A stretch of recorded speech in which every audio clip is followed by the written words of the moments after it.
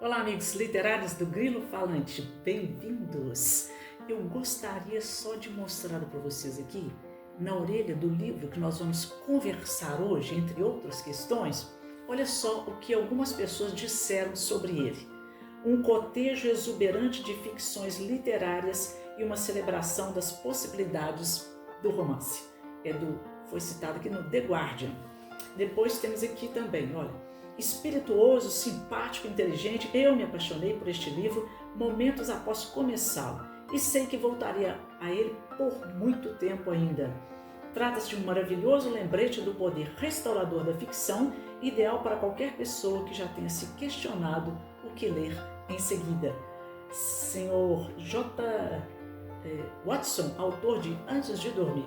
E por último, no Library Journal, fala assim: esta leitura fascinante e útil certamente vai dobrar o tamanho da sua lista de livros, pendentes, e se tornar uma referência fundamental para aqueles que estejam incertos sobre sua identidade literária ou aflitos pelo número de livros no mundo. Eu sofro um pouco dessa aflição, então aqui me cabe. Mas eu estou falando de Farmácia Literária, de duas autoras inglesas, Ella Bertold e Susan Elderkin, da editora Verus. Essa capa aqui é muito bonita, eu achei linda, muito criativa. Gosto de capas de livros também, tudo que se refere a livros. Aliás, quando nós falamos de capa de orelha, de uma introdução, seja do que for relativo ao objeto livro, que não seja necessariamente a narrativa em si, nós estamos falando de paratextos. E nesse paratexto aqui, nós temos na capa uma série de ilustrações são vidrinhos de farmácia antigos, lá do início do século, só que cada um esses vidrinhos aqui tem o nome de um autor: Jack Kerouac, Guimarães Rosa, Machado de Assis, Ítalo Calvino, Raymond Chandler, Ellen Fielding, Fernando Pessoa, Gabriel Garcia Marques, Mikhail Bulgakov. Nossa, uma série de autores maravilhosos. Todos aqui serão indicados em alguma situação que a obra apresenta para alguma questão do leitor. Bom, estou falando de duas autoras que têm um histórico muito interessante. Ela e Susan são amigas, estudaram literatura inglesa em Cambridge e tiveram durante muito tempo o hábito de indicar uma para outra obras literárias de acordo com a situação que a pessoa estivesse vivendo ali naquele momento. Mas, estou triste ou alegre, isso não importa. É uma situação mais efervescente e a partir daí elas procuravam identificar alguma obra literária em que personagens vivenciavam aquela mesma situação. Olha que ideia original. E passados alguns anos elas se formaram, ela se tornou uma artista plástica, foi morar nos Estados Unidos. Susan se tornou uma professora de escrita criativa, também romancista, uma jovem romancista muito bem reconhecida hoje na Inglaterra. E elas decidiram tornar aquela brincadeira de jovens lá na universidade de uma forma mais sistemática. Transformaram nesta obra aqui. E tornou-se um ícone. Hoje fala-se muito de biblioterapia, mas não somente por essa questão. Não é? A literatura como um ponto de apoio terapêutico, que já é maravilhoso também, mas são referências de obras literárias, de personagens maravilhosos. E a seleção delas em termos de obras também é muito peculiar, né? De quem gosta, de quem conhece, sabe o que é uma boa literatura. E me ocorreu falar deste livro para vocês porque, veja só, esta semana a livraria Lero, lá da cidade do Porto, em Portugal, nosso amado Portugal, lançou a público uma ideia maravilhosa, que os médicos indicassem obras literárias para os seus pacientes sofrendo de qualquer mal, de qualquer natureza, e que também essas compras de obras literárias indicadas por médico fossem introduzidas no imposto de renda. Que ideia maravilhosa, adorei! Não é? E essa livraria, olha quantas coisas a gente vai fazendo aqui, uns hiperlinks aqui. Essa livraria tem uma ilustração aqui maravilhosa. Não é? Essa livraria é uma das consideradas mais bonitas do mundo, né? Lá na cidade do Porto. E ela foi cenar também essa escadaria belíssima dela aqui para algumas cenas da série do Pequeno Bruxo lá, né? De Hogarth, né? Então nós temos aqui uma série de referências interessantíssimas, né? J.K. Rowling, antes de escrever Harry Potter, ela morou um tempo em Lisboa, se não me engano ela morou na cidade do Porto também, e ela frequentava essa livraria, e quando ela escreveu a obra, ela se inspirou nela para constituir o cenário do livro. Olha quantas coisas, quantas referências nós estamos fazendo aqui, que coisa maravilhosa, não é? E eu me lembrei que quando fator terapêutico também, veja só a associação, que vocês já devem estar fazendo as suas também. Eu me lembrei aqui do Morro dos Ventos Vivantes, o que eu amo, né? Radcliffe lá, né? Olha só. Mas a Cat, filha, quando ela casou-se, né, com o filho do Radcliffe e foi morar na casa dele, de uma forma imposta, né, quase que obrigada mesmo, ela começou a perceber a maldade, né, a tensão, todo aquele clima, né, gótico da casa lá do palacete do Radcliffe, e ela ficava sempre, para fugir um pouco daquela realidade, sentada em frente à lareira de uma sala lá ampla, lendo. Ela lia compulsivamente, ou seja, era um pouco também dessa terapia dela, né, para se isentar um pouco de toda aquela atmosfera muito densa, né, daquele palacete ali do Radcliffe, né? Quem já leu, quem não leu, por favor, leia Madame Bovary, gente. Bom, Zola agradece. Bom, agora nós temos aqui, vamos aqui à farmácia literária, mais especificamente.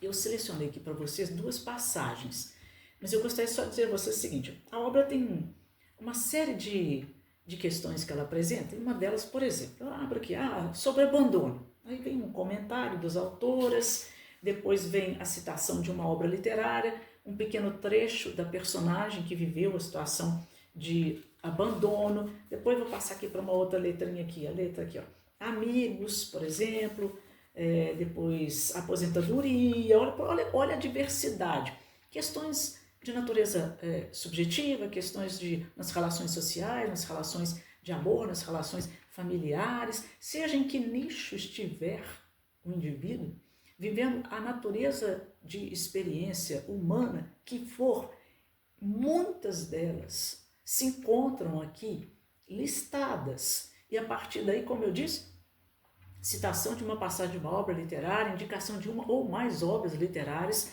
que têm afinidade com essa situação, e até para males físicos, por exemplo aqui, dor de cabeça, calvície também tem, incapacidade de concentração, medo de confronto, são temas que estão aqui, e é maravilhoso, você lê e o texto é muito bom de se ler, é um texto fluido, a obra é trazida de uma maneira que se encaixa assim com uma maestria no comentário das autoras, elas são muito criativas, muito criativas. Eu separei duas aqui, deixa-me ver aqui para mostrar para vocês, que tem a ver, amigos, como nós estamos aqui num canal literário, como somos todos amigos, afins com a literatura, eu trouxe uma parte aqui em que ela fala de livros, tá? Todo tipo de relação que você puder imaginar com os livros, elas vão aqui definir. O primeiro, livros. Compulsão por ter livros. Alguém sofre disso? Eu não sei se posso chamar de sofrimento, né? Eu creio que eu já passei por essa experiência. Hoje eu estou numa fase mais de desapego, estou liberando alguns títulos, conversando com as pessoas sobre empréstimo, frequentando mais bibliotecas, que eu acho que isso tudo é muito importante, tudo faz parte, né, desse universo. A biblioteca, então, é maravilhoso, a gente tem que conversar baixinho, mas são excelentes conversas, excelentes encontros. Eu já tive a oportunidade de conversar com pessoas dentro de biblioteca, conversa maravilhosa, maravilhosa, e sequer falar o meu nome e saber o nome da pessoa. Ela foi embora, ela passou, não é? Mas deixou aquela marquinha ali de troca de experiências literárias. Olha, maravilhoso. Mas eu vou postar para vocês aqui, ó. Invista em um e-reader, né? Ou crie uma prateleira de leituras atuais. É um conselho. Ela fala aqui, ó, nós conhecemos o seu tipo. Acho que eu estou na mira. Você gosta tanto da aparência e do toque dos livros que fica louco para possuí-los. Só de entrar em uma livraria já fica excitado. Seu maior prazer na vida é trazer livros novos para casa e colocá-los nas prateleiras imaculadas. Você se afasta um pouco para admirá-los, imagina como será quando estiver lido, depois sai e vai fazer outra coisa. Você já passou por essa experiência? Já, eu também. Invista em um e-reader ao reduzir um livro a palavras, sem capa elegante, sem o nome de autor da moda ou esotérico, para os que outros o notem. Você logo descobrirá se realmente quer ler o livro ou somente tê-lo. Se ele passar no teste, espere até estar de fato pronto para começar a leitura, antes de clicar em baixar. Mantenha uma lista de desejos enquanto isso. Se e apenas se você o amar ao ler em seu e-reader, pode então se permitir a aquisição de um belo exemplar impresso para manter em sua estante, ler e reler, amar, tocar e babar e mostrar para os amigos e simplesmente ter. Você já passou por isso? Já comprou primeiro a leitura num Kindle, no seu e-readers, etc. e gostou tanto que teve a vontade de adquirir o livro físico? Eu acho esse caminho diferente para os meus hábitos, porque eu faço, sinceramente, muita questão de ter um livro físico. Bom, se você não se entusiasmar com a ideia de um e-reader, crie uma prateleira em casa designada Leituras Atuais. Deve ficar perto da cama ou de onde você mais gosta de ler e conter a meia dúzia de livros que serão sua próxima leitura. Cuide de manter ativa a rotatividade dessa prateleira, porque a regra número 1 é que você só pode comprar um livro novo quando um dos títulos da prateleira Leituras Atuais tiver sido lido e devolvido à estante. A regra número 2 é que você tem de ler os livros dessa prateleira mais ou menos na ordem que chegarem ali. E a regra número 3 é que, se algum dos livros for pulado mais de uma vez ou ficar na prateleira por mais de 4 meses, deve ir para um amigo ou para a doação. Nada de trapacear, você estará curado de seu ato no prazo de 1 ano. Vocês acharam que a recomendação aqui se aplica? Você teria essa disciplina de fazer toda essa ordenação, de uma vez que o livro já está há muito tempo que você não leu, você conseguir passar adiante? Olha, você está se curando aqui, segundo as autoras.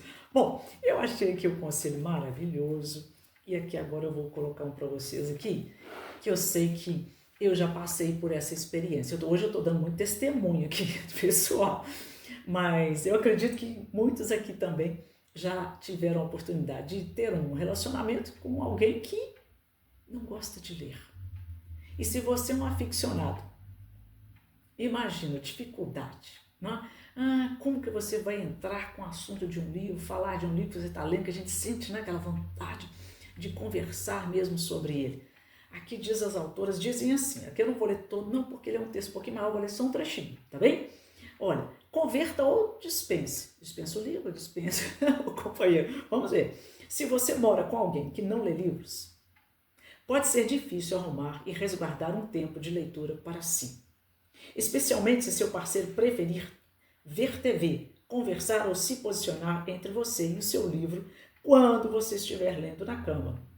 Há 2 opções, converta ou desista dele, não da leitura. Achei ótimo, muito bom. Para converter seu parceiro, folheie esta obra para ter algumas ideias. Depois leve-o a uma livraria acolhedora e presenteie com um livro novo. Se não conseguir convencê-lo a ler o que você comprar, experimente ler para ele em voz alta e pedir que ele também faça o mesmo para você. Essa é uma maneira maravilhosa de compartilhar a experiência de um livro e de passar um tempo fortalecendo o vínculo entre vocês. Gostei, gostei. Tendo livros como cola. Para ter ideias, veja seguir nossas listas dos melhores livros para converter seu parceiro, homem ou mulher, à ficção. E aqui eu vou falar da lista agora, tá? Tem mais um texto aqui, eu vou passar direto para a lista.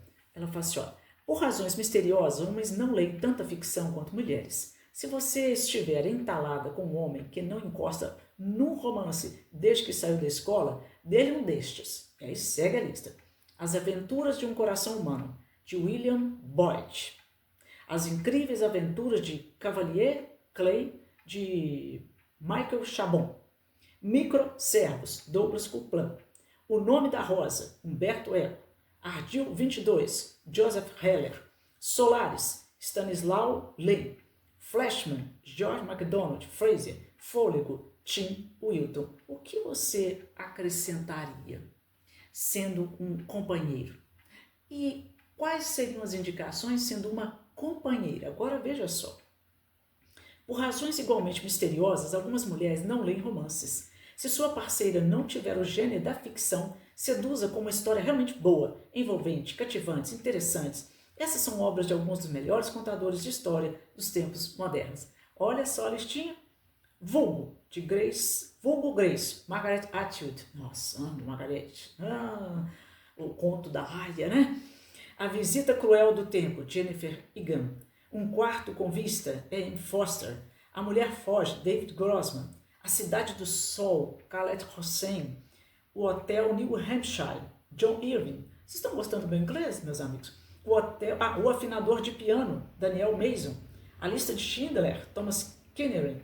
Dentes Brancos, Zed Smith. E O Fim do Senhor Y, de Scarlett Thomas. Eu me lembrei, inclusive, aqui, que ele citou a Lista de Schindler, né, do Thomas Keneally, que, na verdade, ele ganhou um prêmio na Inglaterra como melhor romance, o Book Prize, né, que, se não me engano, é o nome do prêmio lá, importantíssimo. E, no entanto, nos Estados Unidos, ele está dentro da categoria de não romance, não é? Porque é uma ficcionalização de um fato histórico. Embora haja essa divergência enquanto a classificação, mas de qualquer forma é uma narrativa maravilhosa. Tem um filme também maravilhoso, né? Ganhou prêmios. Nossa, um colosso. Mas a ideia é, o que você acrescentaria? Eu gostaria muito mesmo que você me dissesse, você tem alguma experiência nesse sentido? De não conseguir convencer alguém? Ou se convenceu, com qual título? E como foi a sua estratégia para levar alguém à leitura? Atualmente, eu tenho um grupo de amigas, tem crianças e tem adultos, que eu tenho um clube de leitura mais particular com essas amigas, que nós trocamos títulos, a gente empresta, troca, comenta, gostei, não gostei, com sinceridade. E as crianças nem precisa falar, porque as crianças são super sinceras. Gostou? Não. Adorei, me dá mais um desse. Parece que está até pedindo um doce. Pois olha, era isso que eu queria trazer para vocês hoje aqui. É mais uma conversa mesmo sobre essas peculiaridades, experiências que nós vivenciamos no dia a dia com relação a livros. E só para finalizar, eu vou contar uma pequena história aqui. Uma pessoa falou comigo, conta alguma coisa aí das suas experiências, então eu vou contar. Quando eu era adolescente, eu estava no primeiro ano, na época a gente falava segundo grau, agora chama-se ensino médio, e eu gostava muito de ler, eu já lia muito, mas aquela coisa da adolescência, contato ali com as amigas, surgiu uma coleção que vendia em banca de revista de histórias de amor, era sempre a mesma história, alguma coisa, mas nossa, a gente trocava, comentava aquelas histórias incríveis, né? Na adolescência, imagina. E um dia eu estava assistindo a aula de português, e como eu me considerava boa em português, lia bastante, adorava a professora, eu peguei o livrinho e comecei a ler debaixo da carteira, né? Porque eu já conhecia o conteúdo ali que a professora estava trabalhando e achei que estava tudo ótimo. E fiquei lendo, distraí, me envolvi ali com aquela narrativa de amores impossíveis, depois no final fica tudo possível. Até que, quando eu estava com a cabeça baixa, eu só vi 2 pés assim ao meu lado. E eu sabia que era o sapato da professora. Ela veio andando devagarinho, ficou paradinha ao meu lado. E quando eu vi o sapato, eu só fechei o livro.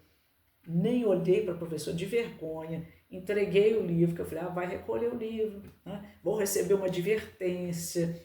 E aí ela pegou o livrinho e só manuseou.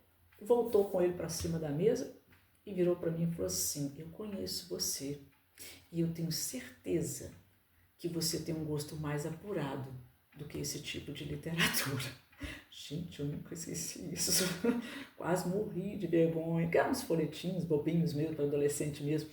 Mas eu fiquei muito impressionada com a fala dela, que ao mesmo tempo me chamou a atenção. no meu entendimento naquele momento, ela me incentivou, né? E me incentiva até hoje, quando eu lembro desse fato. E vocês, me contem histórias, meus amigos, me contem alguma história a respeito das suas experiências de leitura. E se você já conseguiu convencer alguém a ler, e como foi? Olha, um abraço, o Grito Falante fica aqui neste momento com vocês. Semana que vem voltamos com as nossas habituais análises mais rigorosas. Um abraço e até lá.